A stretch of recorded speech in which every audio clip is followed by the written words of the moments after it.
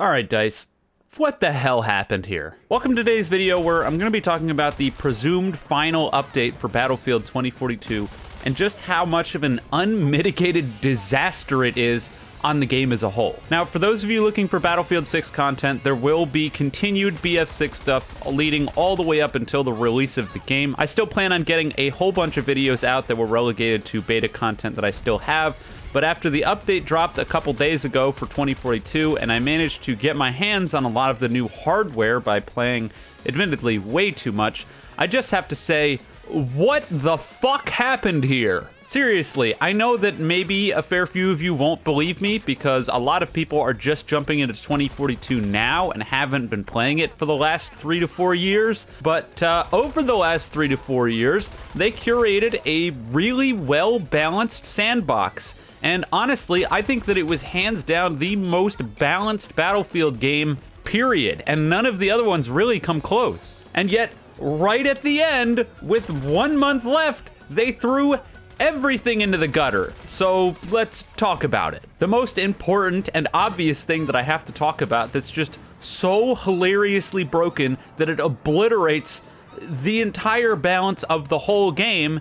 Let's take a look at the new attack jets they added. So generally speaking, when you're flying around planes, you assume that the hard counter to a plane is going to be the anti-aircraft, right?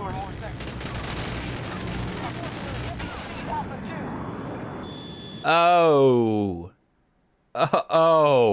Yeah, so I think they got a little carried away with the damage numbers for the primary cannon on the new plane because it one-strafes every single vehicle in the entire game aside from the MAV, which it can one-strafe if you pace your shots and don't overheat immediately.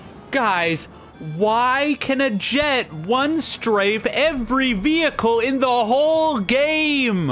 I mean, come on, you're looking at it on screen. This isn't right. Did they play test this at all? And okay, so they had the foresight to make it so that way APS blocks the bullets. So if you're strafing and someone APS's, it doesn't mean anything because the plane just flies away for a little bit, turns around, comes back, and you're fucking dead. Seriously, this plane on any map that it's present completely invalidates every single ground vehicle on the entire map. And I was playing in 128 Conquest so I could get the most kills with it, and managed to get it to tier 1 for the sake of doing this video, and all I can say is that I was dumbfounded at how much I could just shut down the enemy team by myself. But the funny part is that as much as I could harp on how hysterically broken the main cannon is on this thing, that's not the only problem with the plane. Yeah, it gets worse. Okay, so if we had this single-person aircraft that can completely shut down all of the land vehicles on the map, and, admittedly, all of the air vehicles in a lot of ways too, because it far out DPSs the fighter jet and Draugr cannons, all of which you can pick from. They all get beaten out by the 30mm here. But okay, what about anti-infantry, right? Because if this thing's harassing vehicles all game, not a huge deal for the other 30-some-odd people on the lobby who aren't using vehicles. Well, do I have bad news for you? Yeah, so, there's a secondary weapon system, which is just an explosive version of the main cannon, and it's arguably just as overpowered as the main version, except for this time against infantry. Yeah, this thing's got mad range and erases infantry if you hit them accurately. And even if you don't hit them accurately, it has an absurd splash damage radius, meaning a lot of the time I could just shoot in the general direction of enemies,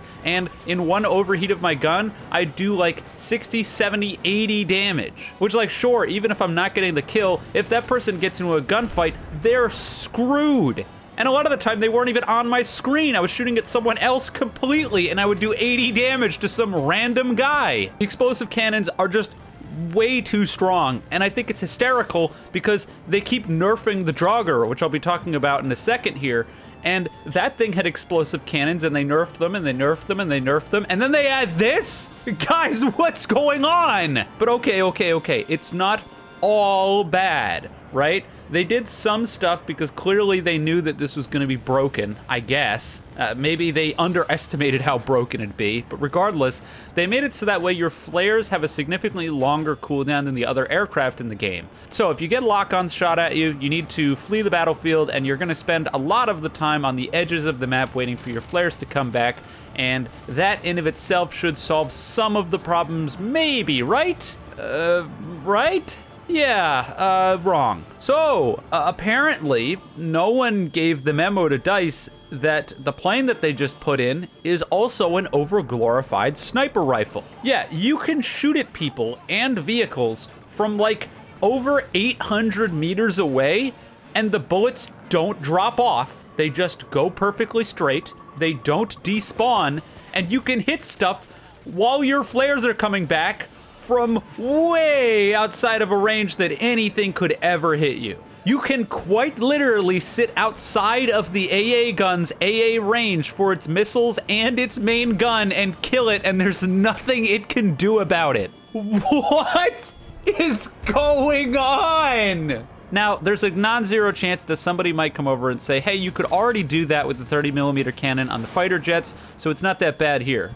But I don't think you're considering the little damage output that the 30mm does on the fighter jets versus the new attack jet. The bullet velocity on the 30mm cannon on the attack jet is way faster than the fighter jet, so hitting targets further away is infinitely easier. But anyways, as I was saying just a second ago, the thing that's the most ass backwards about this plane is the fact that in the last 2 updates, maybe 3 updates, now that I think about it, they have been nerfing the Draugr over and over and over again. Now, granted, the Draugr, I think, is one of the worst things that they added to the game. I think it's really annoying, it's not very fun to use, it's really unfun to play against, and I think they should have just made it more like a traditional plane, especially since its countermeasures don't even work half the time, with you activating it while the enemy is locking, and then the lock breaking, but having the rocket get fired anyway, a latency bug that they seem to never really want to fix, and I doubt they ever will. That said, the point is, in this most recent update,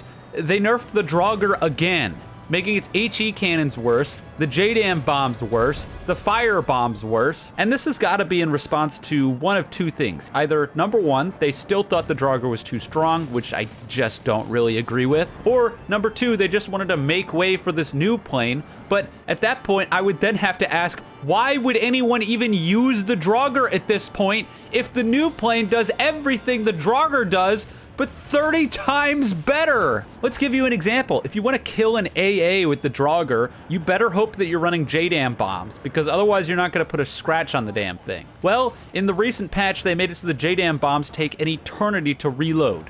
So even if you hit the AA, you're going to do roughly 80 damage to it, and then you need to finish it off with cannons. But hitting the AA in of itself with a JDAM is easier said than done, because if you drop it from high up, then it auto-locks, but if the person has smoke or APS, they can block it in 2 different ways. So realistically, you need to free aim the bomb, which is not easy. And even if you do get the hit, you still need to finish it off with the cannons, which requires 2 passes no matter what. And then we've got the A10. You go towards the AA and you hold mouse 1 and it dies. If it uses APS, oh no, turn around, do a 360, come back, hold mouse 1 and it dies. All right, well, clearly it's outclassed here, but what about anti-infantry? Well, you've got the explosive cannons, which are all right at dealing with infantry, and you've got the thermal camera, so that's pretty neat, and you've got the fire bombs, which, while they've nerfed 30 times at this point, are still somewhat decent. But then you look at the A10, and the A10 can just hold mouse 1 with the explosive cannons. Bird, bird, everything dies. Okay, so if I'm running the Draugr and I have exclusively anti-infantry capabilities, then I basically can't put a scratch on vehicles. And on the flip side, if I'm running anti-vehicle, I can't put a scratch on infantry. But the A10 can do both, and while doing both, does it better. Why is the Draugr even in the game anymore? But there's one final thing, one thing that's so unbelievably baffling that I just can't begin to fathom how they put this into the game and didn't think that maybe it would be a problem. So you've probably seen me flying around and you're like, hey, Eclipse, if you're flying around in that oversized brick, surely if an enemy fighter jet comes to kill you, you're screwed at that point, right? Because the fighter jet should be the hard counter to the attack jet. After all, the AA is gonna get obliterated to it, so there's gotta be some sort of rock, paper, scissors balance going on here. It really wouldn't make sense if the attack jet could instantly kill the AA, removing that counter, delete infantry, removing any threat from there, and dogfight. So surely the fighter jet's gonna be the answer here, right? Right? Dice, please! So, I think I know what might have happened here, but I think that the people who ported this over from Portal either forgot or never knew that the Battlefield 3 planes in Portal had speed control built in from Battlefield 3. For those who might be uninitiated, back in Battlefield 3 and 4, and I assume the ones before that, although I didn't really fly up until starting with Battlefield 4, if you kept your aircraft within a certain speed threshold, generally between 312 and 315, which you can see in your cockpit, it would mean that you would turn faster than other people who are just holding W and going at max speed, or holding S and trying to go at the slowest speed. Now, this was a staple of flying planes in both of those games, and it's intact on the A-10 Warthog in this game, both in Portal and in 2042's game modes. And that's where the problems start. You see, there's a piece of equipment that you can get on the plane that makes it turn faster. And when you combine that piece of equipment with optimal turning speed, you can outturn the fighter jets. Dice, why the fuck can you outturn a fighter jet in the attack plane? And the best part is that unlike those other games where the fighter jets had a massive advantage in terms of speed control, the fighter jets in this game don't have speed control. The only thing that you can do with a fighter jet to turn faster in 2042 is to hold W and mash your afterburners, because your turn speed is determined on how fast you're going. Which means that if you put two equally skilled pilots, one in an attack jet and one in a fighter jet, against each other, the attack jet, in theory, should just win. All right, so listen, I know this might sound like an absolutely ridiculous idea, but hey, Dice, I don't think there's any circumstance where the attack jet should be out-turning the fighter plane, ever. Anyways, we've got all these problems. Eclipse, where's your solution? Well, I've got several. Number one is pretty obvious. The main cannon is way too strong. Sure. In Battlefield 4, if you one-strafed a target and you paced your shots accordingly, in theory, you could destroy vehicles in one strafe. But Battlefield 4 does not have the same vehicle-to-vehicle balance that 2042 does, and one-strafing ground vehicles with an attack jet in this game does not belong. I would almost argue to having the damage on this thing.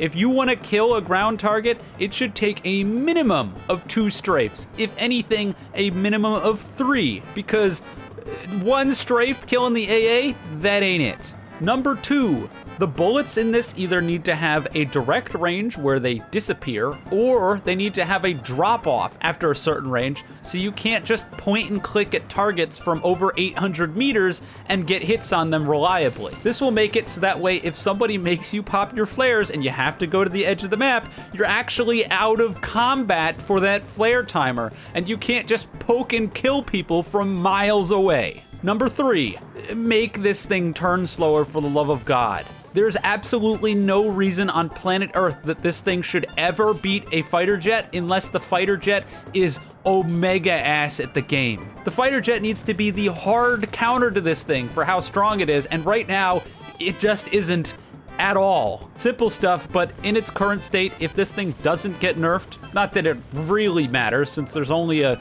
month left on the shelf life of this game, but regardless, if it doesn't, once people start getting it and good players start getting it, every lobby is going to be ruined by one of these, and that's not good. On a sort of almost non sequitur tangent, I will say that I had a ton of fun using the A10 for how overpowered it was, but it does also make me a little bit depressed, because one of the things that I didn't mention up until now is that because this is a carryover from Battlefield 3 Portal, it uses all of those Battlefield 3 systems for flying that I loved so much. A lot of those systems already, I know, are absent in BF6, and that's a bummer.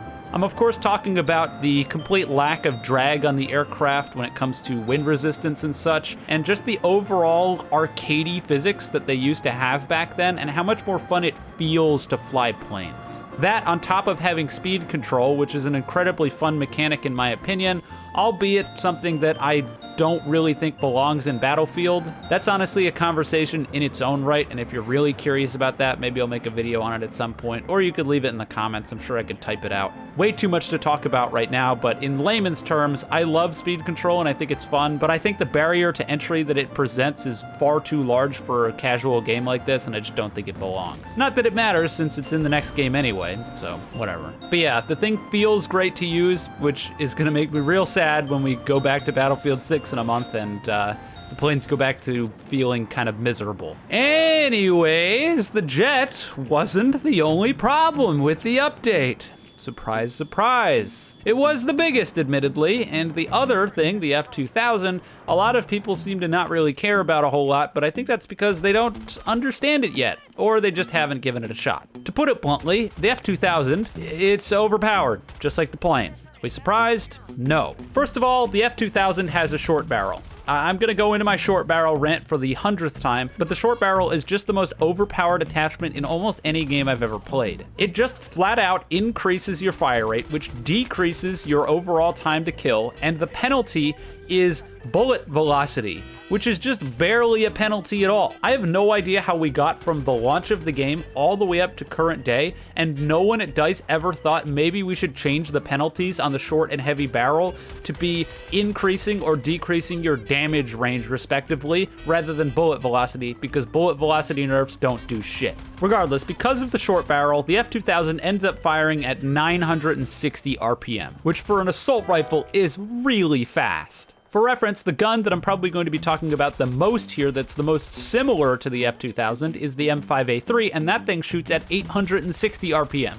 A full 100 rounds per minute slower. Anyways, the M5A3 itself fills a sort of archetype in these types of games, and that's the 5-shot kill, fast-firing, relatively low recoil AR. The M5 on its own, 5 shots up to around 30 meters, then past that it goes up to a 6-shot kill, and then past roughly 70 meters it goes up to a 7-shot kill. It's a very solid and reliable rifle that doesn't directly excel at any range, but it's good at all of them. A jack of all trades, master of none, if you will. Now enters the F2000.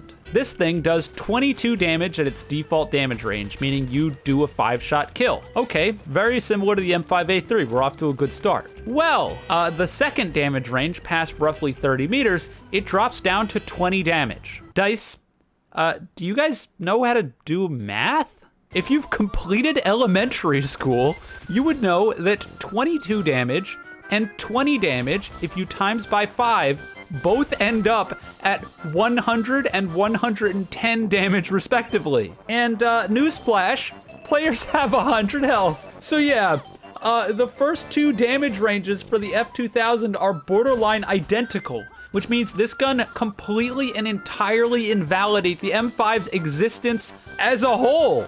It shoots faster and has more range. And this range is absurd. You're reliably 5-shot killing out to like 80, 90 meters. It's ridiculous. And I just have to wonder, like, why? How? What was the thought process here? Why would we make a gun that shoots faster and does more damage over range? Why do that? Did they just plug in numbers and guess? But it gets worse, because the headshot multiplier on this thing is pretty high. If you get a singular headshot up close, it instantly reduces your bullets to kill from 5 to 4 no matter what. And if you hit 2 headshots, it reduces your bullets to kill by 2, making it a 3-shot kill if you hit 2 headshots. That's an absurdly fast time to kill with a 960 RPM gun. Some of the ranges that I just absolutely vaporized people from, they probably thought they were getting shot by a sniper rifle, they died so fast. And I just don't understand, like, why put this in the game in such a horrific state if it's going to invalidate so many weapons? The whole update is just, we made an extremely balanced sandbox let's put in stuff that completely uproots and shits all over that sandbox. Dice, why? Overall, at the end of the day, most of this stuff isn't gonna really matter. Nobody really cares about this overpowered stuff. Most people are only realistically going to have to deal with this stuff for a month tops, and then when Battlefield 6 comes out, most people are gonna be jumping ship, and that'll include myself. I'm excited for Battlefield 6. That said, if they could push some sort of patch to do something about this so that way it doesn't completely obliterate the game for the month it has left, and more importantly, when people come back to this game in 5-6 years because the next 3 games suck in standard Battlefield fashion, and people want to make videos and they come on and some Joe Schmo who's not stopped playing for some ungodly reason just kills them with this overpowered shit over and over again. Yeah, I won't have to just eat my words about talking how balanced this game was for the last couple years when the last update threw it all in the trash. On a positive note, Iwo Jima's fun. I think it's an enjoyable map. The Easter egg's been fun so far. I've been trying to help with that, but the people over there are way smarter than me, so there's only so much I can really do. Shout outs to the people over at the BF Easter egg Discord for being far smarter than I am. And presumably, at the end of that Easter egg, we'll be unlocking a secret gun, the prototype, and with the current rate that we're going, I wouldn't be at all surprised if that thing is just as overpowered as the other stuff they put in with this update. Let's just hope not. Anyways, that's wrapping up the video. I know this is gonna fall on deaf ears at the end of the day, but I had to make a video about this stuff because, especially when it comes to the A10, like, that thing is just going to ruin the game. Straight up. Anyways, that's all. If you enjoyed, leave a like, subscribe. If you didn't, don't. With all that being said, have a wonderful day or night wherever you are, and I'll see you guys next time.